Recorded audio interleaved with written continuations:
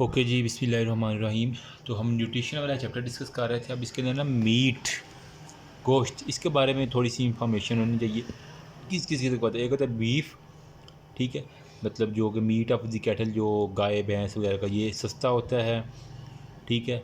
इसके लिए इसको डाइजेस्ट करने के लिए स्ट्रॉन्ग डाइजेस्टिव पावर चाहिए। हर कोई इसको डाइजेस्ट नहीं कर पाएगा, ठीक है, या अच्छी तरह इसको इतना जो है ना वो फ्राई किया जाए या इतना उबाला जाए कि वो बिल्कुल हो जाए ना। फ्लैश ऑफ काव is less nutrition and less easily digestible than the adult human, ठीक है। मतलब जो बूढ़े जानवर होते हैं ना, ठीक है, और अमूमन जो बछड़ा होता है उसके बारे में उसने कहा है कि ये आम सी बात, मटन में जो है ना वो शीप और गोट का होता है, इजीली डाइजेस्टिबल होता है, फ़ैट बहुत ज़्यादा होता है। और जिन लोगों को टीबी होता है ना, मटन उनको बहुत ज़्यादा रिकमेंड किया जाता है कि वो मटन का गोश्त खाएं, ठीक है। तो टीबी पेशेंट के अंदर आपने मटन का जो है ना वो ज़्यादा इस्तेमाल करवाना है। इंस्पेक्शन ऑफ द मीट में स्लाटर हाउस की इंस्पेक्शन करनी चाहिए प्री मार्टम, मतलब उसको ज़िबा करने से पहले एक तो इंस्पेक्शन होनी चाहिए और ज़िबा करने के बाद इंस्पेक्शन होनी चाहिए। देखो, स्लाटर हाउस में इंस्पेक्शन किस तरह की जाती है। Building must be constructed and kept clean, हो गया, साफ़ सुथरी बिल्डिंग होनी चाहिए। Good and wholesome water should be use, ये नहीं कि गंदा पीला पानी जो है ना वो इस्तेमाल करके गोश्त को धो दिया जाए। अच्छा साफ़ सुथरा पानी जो है ना वो यूज़ करना होगा, हाइजेनिक वाला। रीज़नेबल डिस्टेंस के ऊपर जो है ना होना चाहिए। इंस्ट्रूमेंट शुड बी स्टेरिलाइज्ड होने चाहिए बॉइलिंग वाटर के अंदर, ठीक है। फिर spoiled portion of the meat then that fall on the floor should be commended, हो गया। फिर plenty of water should be supplied, proper light must be there and proper ventilation होनी चाहिए। ज़िबा करने से पहले जो है ना वो अच्छा नरिश होना चाहिए जानवर, ठीक है, अच्छा चल फिर सकता हो, उसके ऊपर कोई किस्म की स्कैबीज या फोड़े छोड़े ना निकले हों। I should be bright, mouth and nostril should be moist yet free from the discharge, कोई वहाँ से ना कोई किसी किस्म की बैक्टीरियल डिस्चार्ज वगैरह जो है ना वहाँ से ना हुआ हो कि मुंह का कोई इन्फेक्शन है तो वो उसके मुंह से जो है ना रगें ऐसी निकल रही हैं। डिजीज़ पर्सन जो है ना वो शुड बी स्लाटर सेपरेटली, ठीक है। तो उसको किसी अलग जगह पे, ये नहीं कि जहाँ नॉर्मल जानवर ज़िबा हो रहे हैं वहीं पे डिजीज़, तो वहाँ से बीमारी ट्रांसफ़र हो जाए। पोस्टमार्टम में क्या होगा कि देखना चाहिए कि गोश्त के ऊपर कोई ब्रूज़ तो नहीं है, ठीक है। स्टेन उसके ऊपर देखनी चाहिए विद द बाइल्ड। फिर इलास्टिक फिल्म होना चाहिए, उसके अलावा पिटिंग और क्रैकिंग देखनी चाहिए। Smooth and colour should be reddish and not dark red, ठीक है। सुरख गोश्त जो होता है ना वो निशानी होती है कि ये फ्रेश है ना। तो और knife plugged in and withdrawn should not exit any odour, हो गया, जब आप चाकू मारे तो वहाँ से कोई बदबू ना आए गोश्त से ना। रिएक्शन शुड बी एसिडिक, हो गया। फिर बाकी करेक्टरिस्टिक गुड मीट की क्या है, it should have no odour, इसकी कोई गंदी स्मेल नहीं होनी। ब्राइट रेड होता है, ठीक है, पेल नहीं होता, पिंक नहीं होता, पर्पल नहीं होता, इलास्टिक टू टच होता है, marbled appearance due to deposition of fat among the muscle होती है, ठीक है। तो जो मसल के अंदर मार्बल अपेयरेंस आपको नज़र आती है ना वो फैट की डेपोजिशन की वजह से। It should not be shrink on cooking, होगा, जब कुक करे तो ये बिल्कुल सुकड़ ना जाए ना। नॉट बिकम ऑन स्टैंडिंग, हो गया, ठीक है। तो जब आप इसको ज़्यादा देर तक के लिए थोड़ी देर रखें ना तो ये गीला गीला, मतलब इसके से पानी ना निकलना शुरू हो जाए। जो जानवरों को भी ना टीबी होता है, एंथ्रेक्स होता है, एक्टिनोमाइसीटोटेवन सिस्ट होती है, गैंग्रीन होती है। इसके अलावा उसने कहा है कि सेप्टिक कंडीशन, ट्यूमर्स होते हैं, प्रेगनेंसी और एब्सेसिस वाले पेशेंट, जो प्रेग्नेंट होते हैं जानवर उनको ज़िबा नहीं करना चाहिए। टीबी, एंथ्रेक्स हो गया, इस तरह के जानवर को ज़िबा करने से पहले, इसलिए कुर्बानी के जो जानवर होते हैं ना वो बेदाग होता है। और इस तरह सारी की सारी इस्लाम में बहुत अच्छा चीज़। करेक्टर है फ्रेश फिश, फ्रेश फिश के लिए जो फिल्म स्टिफ इलास्टिक होना चाहिए, फ्लैट ऑन हैंड हो जाए, tail should be not drop हो, सॉफ्ट एंड पल्पी होनी चाहिए। Skin should be intact and scale not easily detachable, जब आप उसको पकड़ के खींचे तो वो इजीली डिटैचेबल ना हो। फ्रेश फिश की ये निशानी।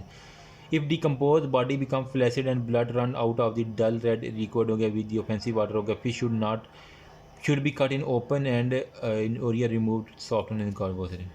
फ्रेश एग की क्या निशानी है, ब्राइट लाइट में जो है ना वो इसको देखें, it will become more transparent in the centre then at the end, होगा।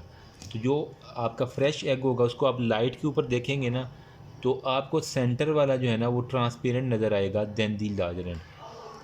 Stele eggs are transparent at the extremities, हो गया। If a fresh egg is placed in a solution of the two of NaCl in 1 pint of water, it will sink, where a stale one float because of putrefaction of the gases in it.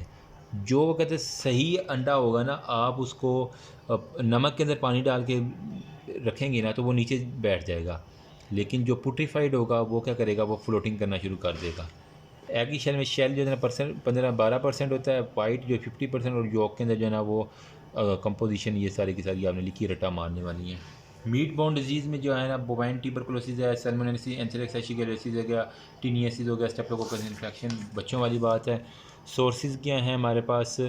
Meet itself from the GIT of the animal environment है, meat handler की वजह से हो सकती है या contamination की वजह से बीमारी हो सकती है। प्रिवेंशन किस तरह करना है?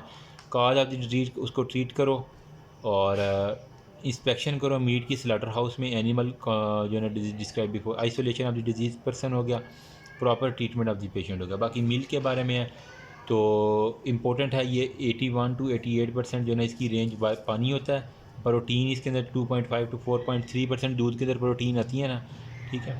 लैक्टोग्लोबुलिन होता है, ट्रेसेस ऑफ फाइब्रिन होते हैं, लैक्टोएल्ब्यूमिन होता है, म्यूसिन होते हैं।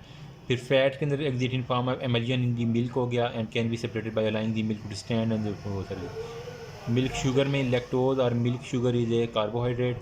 मिनरल साल्ट में calcium phosphate, magnesium phosphate, sodium potassium chloride होता है। विटामिन में vitamin C, vitamin A, vitamin B2 ये सारे के सारे विटामिन होते हैं। काओ के अंदर जो फैट है वो 3.5% है, सॉलिड 8, जबकि बफेलो के अंदर 5% होता है, ठीक है जी। मतलब मोटी मझ, तो वहाँ से याद कर लो कि फ़ैट जो है ना उसके अंदर ज़्यादा होता है।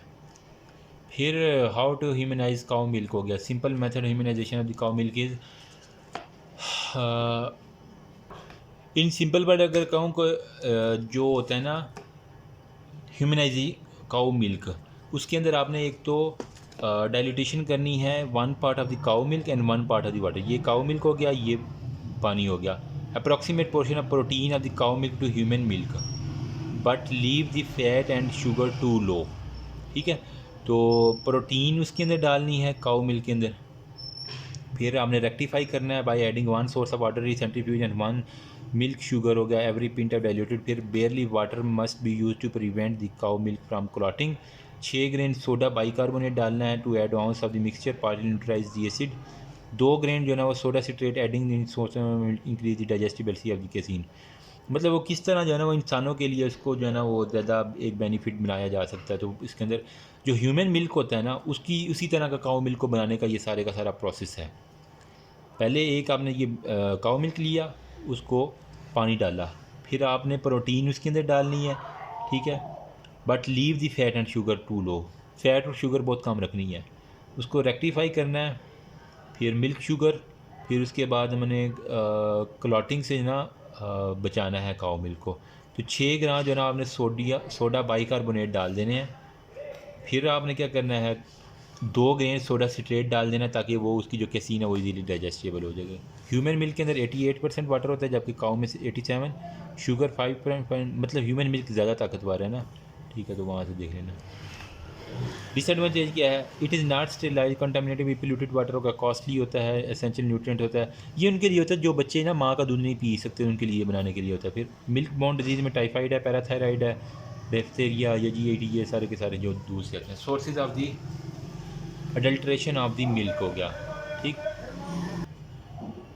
मतलब किन किस सोर्सेज से जो है ना वो मिल्क को मिलावट की जा सकती है ना, ठीक है। तो वो है कि एक तो स्कीमिंग है, मतलब उसके ऊपर से वो चिलर लगे होते हैं, वो क्या करते हैं क्रीम को ना रिमूव कर लेते हैं। नंबर 2 पे वाटरिंग, उसके अंदर जो है ना वो पानी डाल देते हैं ताकि वो ज़्यादा बन जाए, ठीक है। इसकी वजह से पैसे जाने की जो इम्प्योर वाटर होता है वो मतलब नहर से पानी जो है ना वो डाल दिए करते हैं वो चीज़।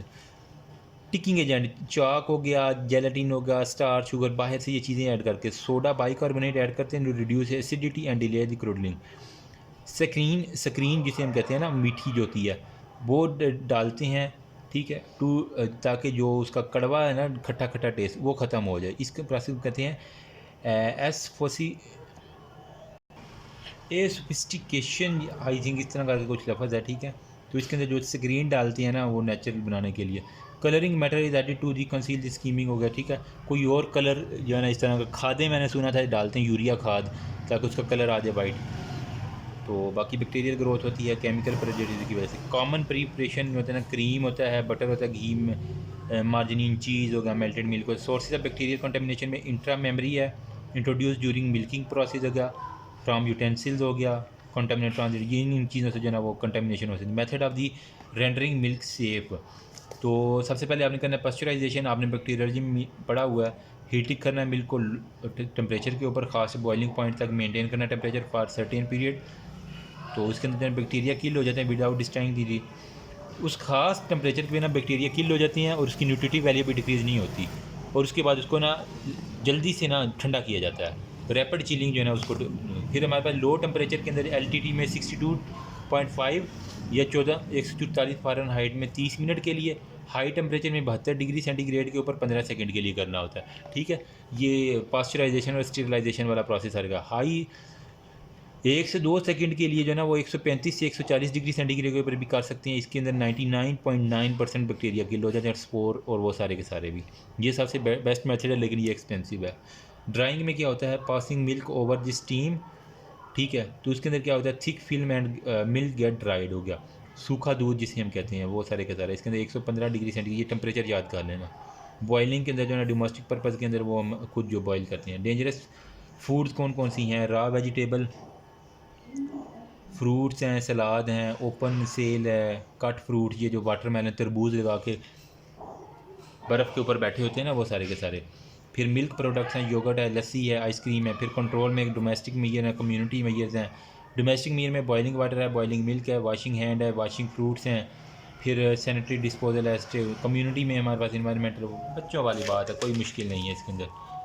फिर हमारे पास होते हैं सेफ वाटर, वो बाकी assessment of nutritional status. Next video में भी है वैनी करिए, आप know you can ask me. Thank you.